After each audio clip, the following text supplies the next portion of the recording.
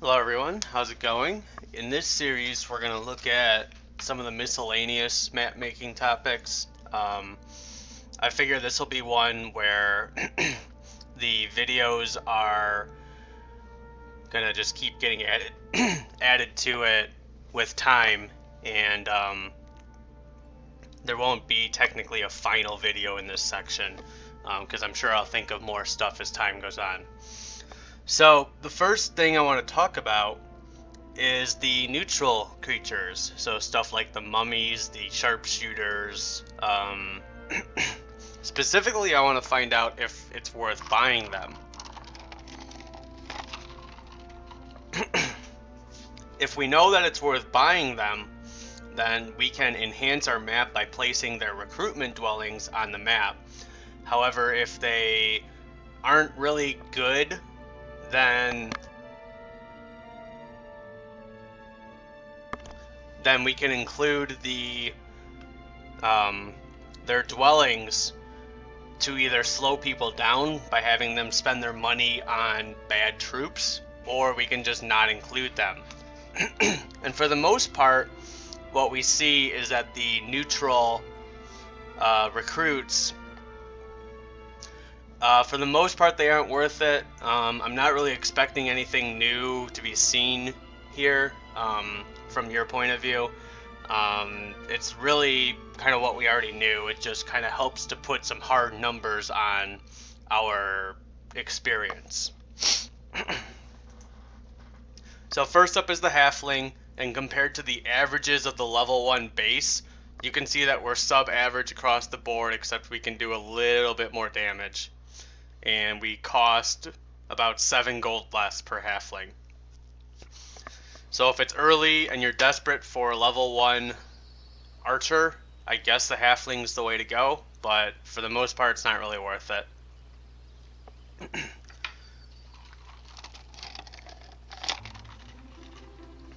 Before I get too far into this, I probably should explain that the way that I'm deciding what to compare them against is to look at cost, and whatever the cost of the unit is, whatever average it's closest to, that's what I compare it against statistically. So a lot of these you're going to see that I'm within 10%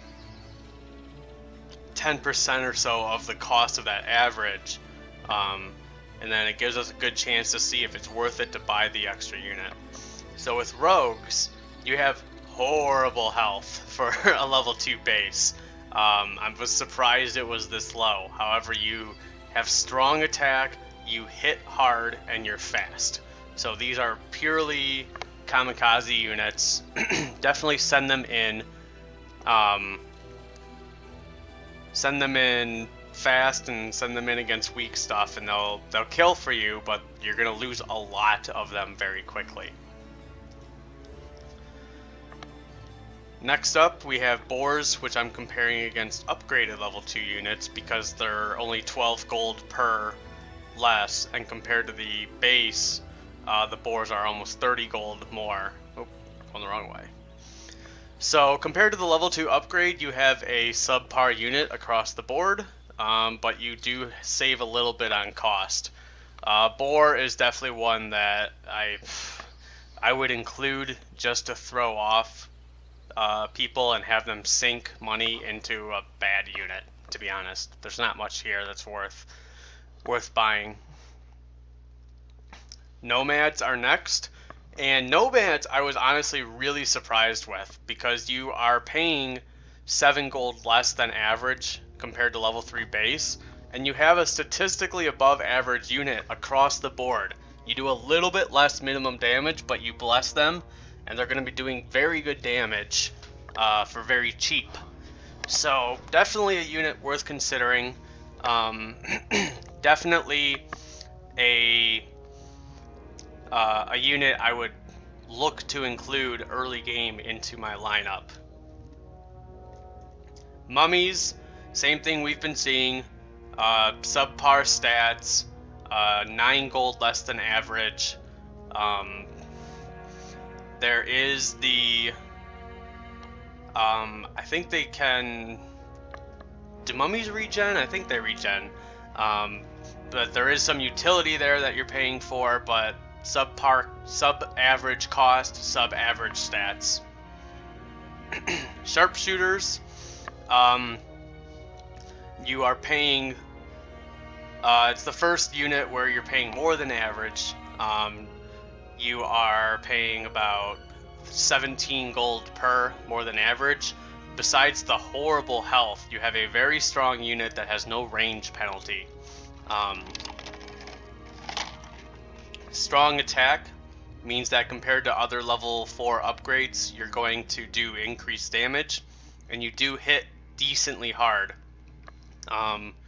Considering it's an archer, the fact that we're doing above average damage is very good, and the fact that we are fast and we have no range penalty means that we can do a lot of damage with sharpshooters.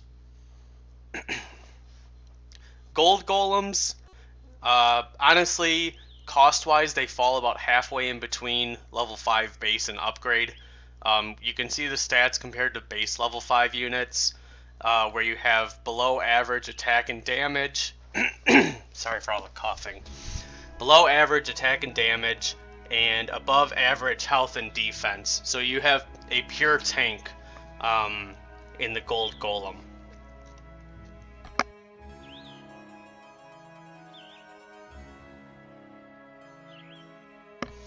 With the troll, you have, once again, halfway in cost between level 4 or level 5 base and upgrade. But instead of the gold golem, which was high health, high defense, low damage, you have high attack, average damage, high speed. So the gold golem and the troll are honestly equal in stats. You're just choosing between offensive and defensive. So I feel that they're worth picking up early game if you can find their bases, or sorry, their recruitment dwellings. You just have to choose between attack or defense if you're presented with both. Diamond golems compared to level 6 base, you have a cheap unit that is sub-average stats across the board. The 95% damage reduction from spells is nice, however they're so slow that you just cast slow on them and that you've removed them from the game. So, not really worth it in my opinion. They don't have the stats to back it up. If you come across a golem dwelling, iron golems if you're a tower, and gold golems if you're neutral is definitely the way to go. The enchanters, you have below average cost, terrible health, but good attack, not the best damage, but you are fast. You're buying enchanters for the spell casting. That's what you're buying them for. As an archer, they're okay. They actually have the highest attack of all level 6 base creatures. But because you're sub-average damage, you're not really doing that much damage with their ranged attack. So their speed and their spell casting is what you're paying for, and it's nice that they're cheap units as well. Okay, and these last couple of videos, we are looking at the dragons. And what I did with the dragons is I'm going to present you with both their raw stats and then their adjusted stats when you divide their cost by a number to get the cost of each dragon down to 5,000 gold. Obviously what we're going to see is that statistically wise, when you go on a gold for gold basis, the dragons aren't worth it. But I feel that on a large enough map and a late enough game where money isn't a problem anymore, you definitely want the dragon dwellings out there so that you can have that extra late game push. Fairy dragons, surprisingly not even adjusted, have terrible stats compared to level 7 units. You are buying fairy dragons purely for the spell casting. Their stats are terrible. Rust dragon, when you look at unadjusted stats, obviously you're very, very strong. However, when you divide the cost to get the cost back down to 5,000 per Rust Dragon, you can see that gold-wise, you're not really getting the most bang for your buck. They are fast, so they will attack first, so that does mitigate some of the cost. However, your money is better spent elsewhere if money is tight. If money's not tight, by all means, buy these. I mean, that's why they're there. Crystal Dragon, same picture. Exact same analysis. High speed makes up for the high cost.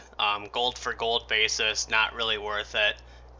You would only consider buying these if it's late game and money is effectively infinite. Azure Dragons, same thing. I forgot to change the graph here, but you get the idea. Very great stats unadjusted, but when you adjust, it's just the worst dragon to buy gold for gold. However, it is the fastest and the highest defense and health, so they last a very long time, and if money is no object, I would definitely buy them first. So with that, that concludes the neutral creatures. So we have nomads that are strong, and we have the sharpshooters and enchanters that I would pick up. Everything else, more or less a gold sink.